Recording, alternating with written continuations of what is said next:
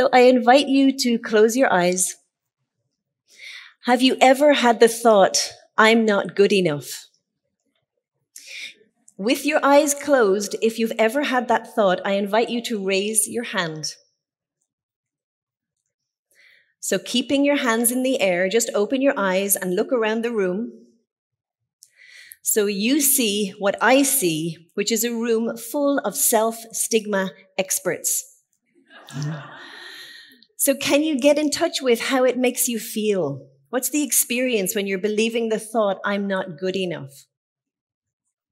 Notice how it limits you, how it makes you small, how in your mind you compare yourself to other people who are better than you. Notice all the things you believe you can't do or you can't be when you're believing that thought, I'm not good enough. This is the impact of self-stigma. Quite simply, self-stigma is negative self-judgments, and it results in guilt, in shame, in self-rejection, and self-loathing. Self-stigma, it's universal. It's a human condition.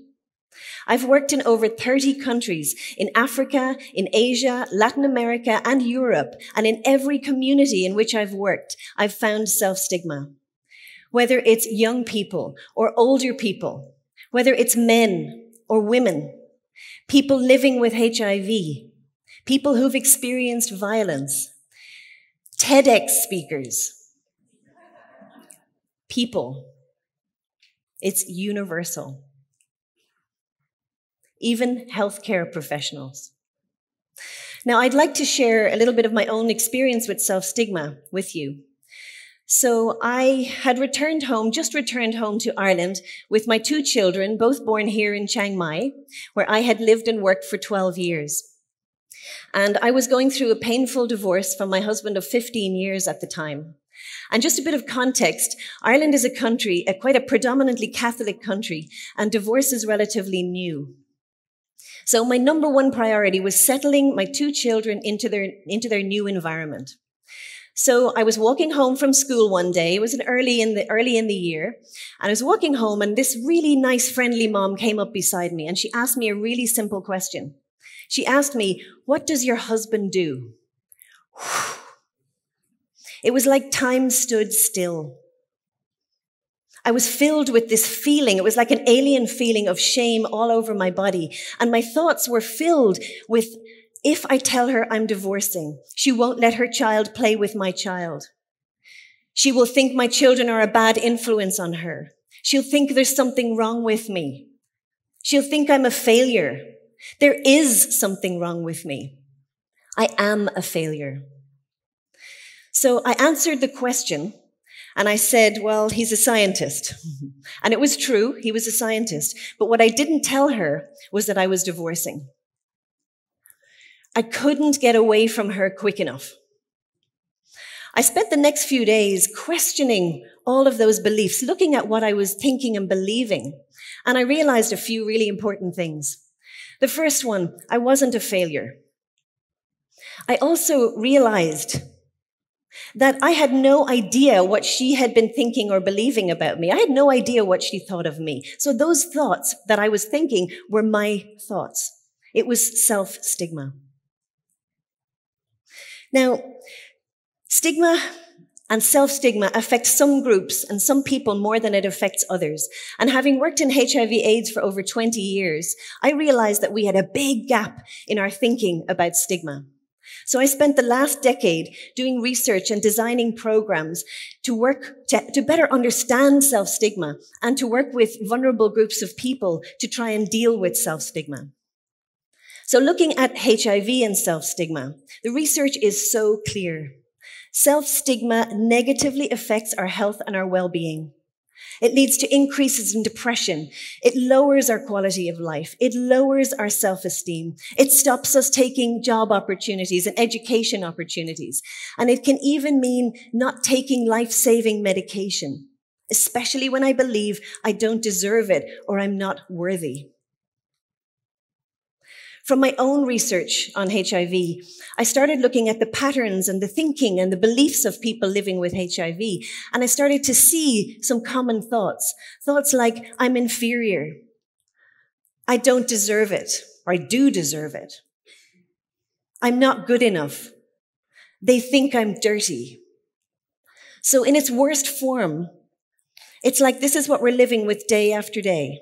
In the world of our secret world of our thoughts. It's like one thing on the inside, and then we present a totally different face to the world outside.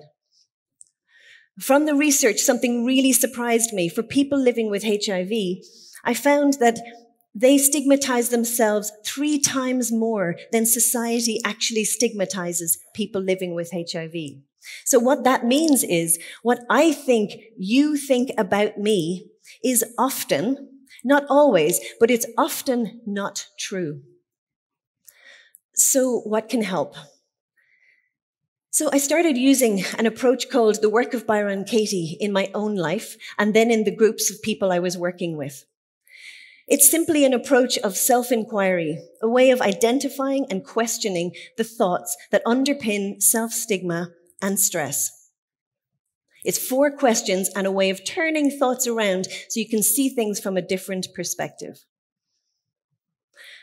From our work in Zimbabwe and in Vietnam, we started working with people on their beliefs around guilt, around shame, around sexuality, around body, around my fears of disclosing to others, and around what other people think. We were able to see, with research supporting us, we were able to see improvements in depression. We were able to see improvements in quality of life. We watched people be able to engage in daily activities where they hadn't before. As the self-stigma faded, people started to pursue their dreams, take opportunities, and the life circumstances for them remained the same. So last year, I worked with a beautiful young Vietnamese woman, a former sex worker, and she was carrying a lot of self-stigma and shame. She had a 10-year-old son, and her biggest fear was that her son would find out that she had been a sex worker. She believed that if he found that out about her, he wouldn't love her anymore. I sat with her and asked her the questions of the work. I asked her, is it true? If he finds out, he won't love you anymore. She said yes. I asked her, can you absolutely know it's true that if he finds out, he won't love you anymore? She said no. So I asked her, how do you react? What happens when you believe the thought that if he finds out, he won't love you anymore? She described her inner world. She described nights of crying. She described a life full of shame, full of fear that somebody somewhere would recognize her and tell her son. She was playing tapes of images in her mind of her son finding out and not living with her and not speaking to her again. She had thoughts of taking her own life. She was living a life, not being able to accept the kindness that was there and not able to receive love even when it was being offered.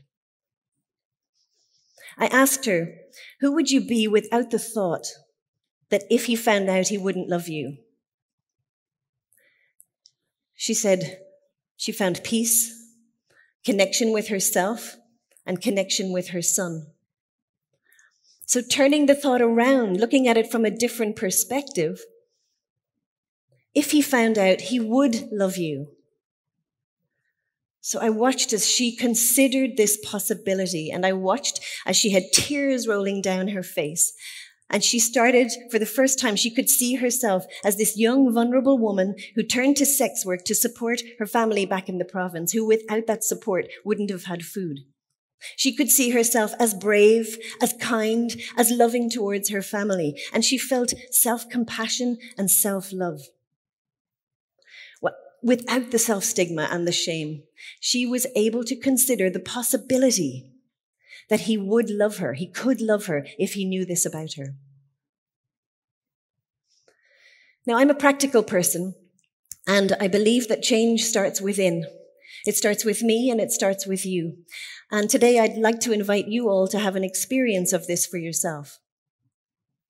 So I invite you to again close your eyes. and to think of a situation when you ever had the thought, somebody thinks you're not good enough.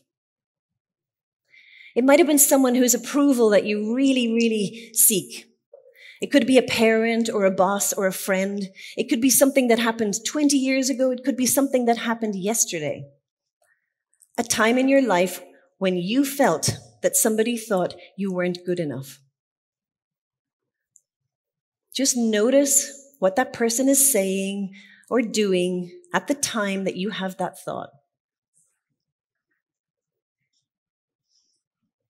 So just sharing, I want to share my situation with you.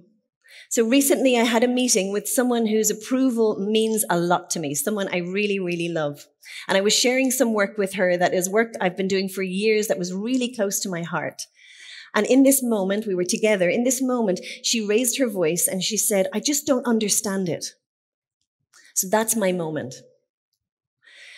So as I walk through the inquiry, I invite you to track along with your own situation in your mind and answer the questions for yourself. So is it true?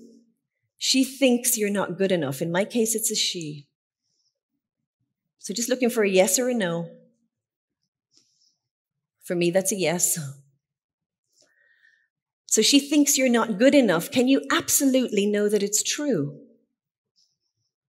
Again, looking for a yes or a no. That's a no for me. I can't absolutely know. So how do you react? What happens when you believe the thought that she thinks you're not good enough? So just notice what happens for you.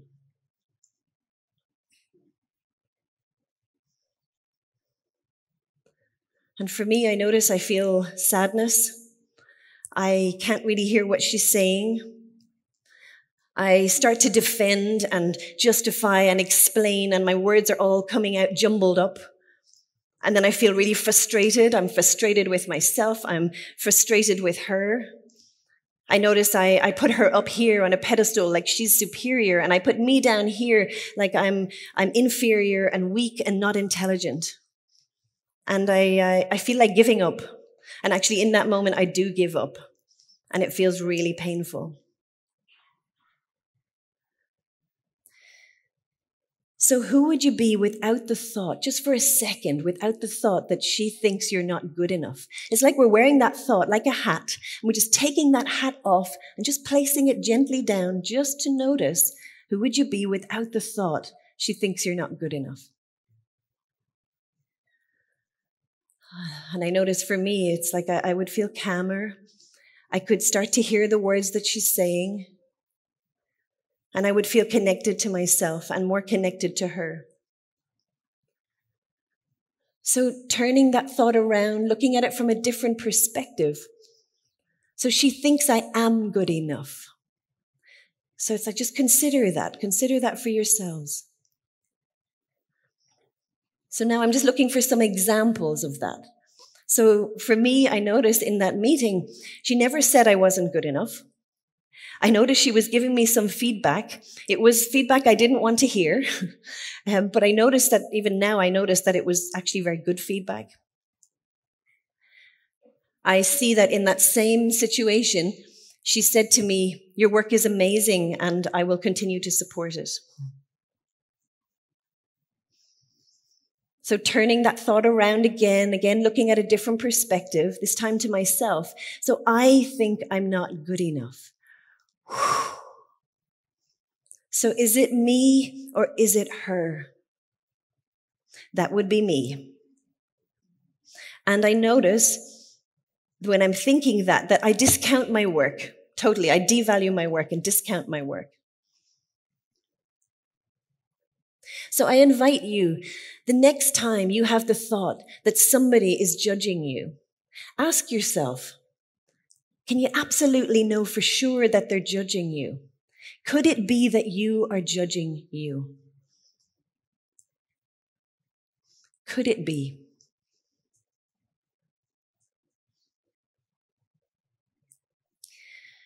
You know, Questioning your thinking like this, it's a powerful way to move from self-stigma to self-worth. It's like a retraining of the brain, like a development of new neural pathways. And the result is freedom and self-love and compassion. Now, I'm not the same person I was 10 years ago when I returned home from Thailand to Ireland. I now recognize self-stigma. When it appears, the difference is I now know what to do, how to question what I'm thinking and believing. And that woman who asked me that question 10 years ago in Ireland, she's now one of my really good friends. I have come to see that no one and nothing can change what I am thinking and believing about me except me. You can say, Nadine, you're amazing. Nadine, you're brilliant. Nadine, you're inspirational. But if I don't believe that about me, then I can't hear you. And even worse, I may even think that you're lying. So it's back to me.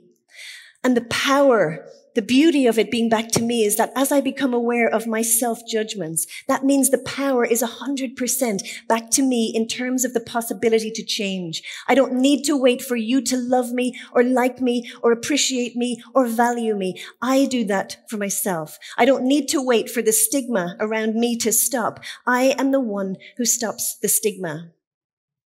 Do you believe everything you think? ขอบคุณค่ะ